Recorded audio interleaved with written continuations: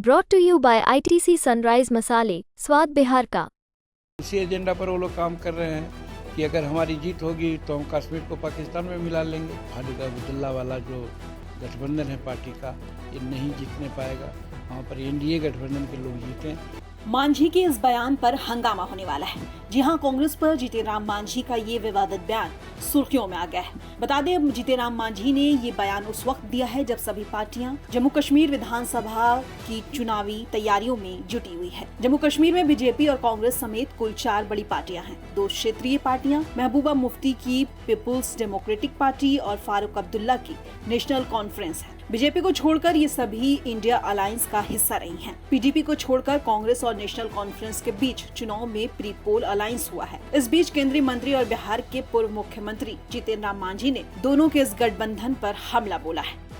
हमारा ट्वीट तो है ही है, लेकिन ये एनडीए का अभिमत है कि कांग्रेस वाले लोग जब अब्दुल्ला साहब से हाथ मिला रहे हैं तो अब्दुल्ला साहब की क्या रीति रवैया रही है, और कांग्रेस एक तरह से छिपा हुआ था, लेकिन अब तो स्पष्ट हो गया है कि वो कश्मीर में 370 लागू करना चाहता है। शेड्यूल कास्ट शेड्यूल ट्राइब्स के लिए आरक्षण है, उसका विरोधी है, जिसका विरोधी अब्दुल्ला साहब और ख़ास करके कश्मीर का पक्ष है, वहाँ पाकिस्तान का पक्ष लेकर के वो काम करते हैं। तो उनसे यदि हाथ मिला लिए हैं तो इसका मतलब है कि उसी एजेंडा पर वो लोग काम कर रहे हैं कि अगर हमारी जीत होगी तो हम कश्मीर को पाकिस्तान में मिला लेंगे।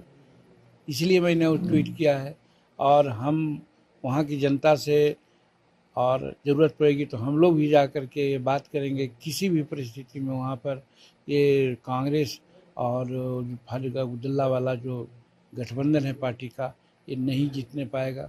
वहाँ पर एनडीए गठबंधन के लोग जीतें और एनडीए की सरकार बने। देखिए, बांग्लादेश की सरकार जब बदली है इधर, तो स्वाभाविक है कि वहाँ के हिंदुओं पर बहुत प्रकार से अत्याचार हो रहा है, और हिंदू के बच्चे लोग या हिंदू के अन्य वयस्क लोग भी एक तरह से मुखालफत पर उतर गए हैं। जगह जगह पर उन पर लाठियाँ बरसाई जा रही है। मैं समझता हूँ कि बड़ी बात है ये। एक तरह से जवाहरलाल नेहरू जी ने गलती की कश्मीर के साथ। अगर कश्मीर को उस समय पूर्ण रूप में अंगीकृत कर लिया जाता हिंदुस्तान के साथ, तो आज कश्मीर का जो मसौदा जो बना हुआ है वो नहीं रहता। उसी प्रकार से स्वर्गीय इंदिरा गांधी ने भी गलती की। उन्होंने बांग्लादेश को जीत करके 91,000 फौजों को सरेंडर करवा करके उसको अलग देश बनाने की क्या ज़रूरत थी।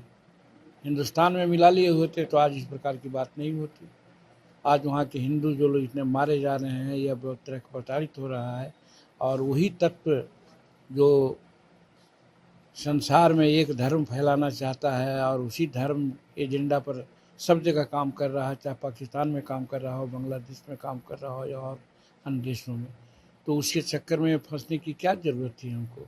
लेकिन गलतियाँ हो गई है, और प्रधानमंत्री ने साफ कहा है कि बहुत पैनी नज़र से हम लोग देख रहे हैं वहाँ के घटनाक्रम को।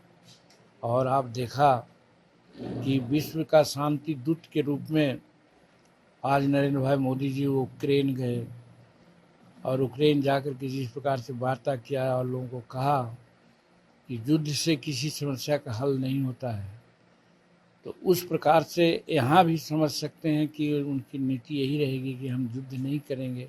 लेकिन ये ज़रूर समझना होगा कि वहाँ का जो अल्पसंख्यक है उस पर वहाँ की सरकार को ध्यान देना होगा।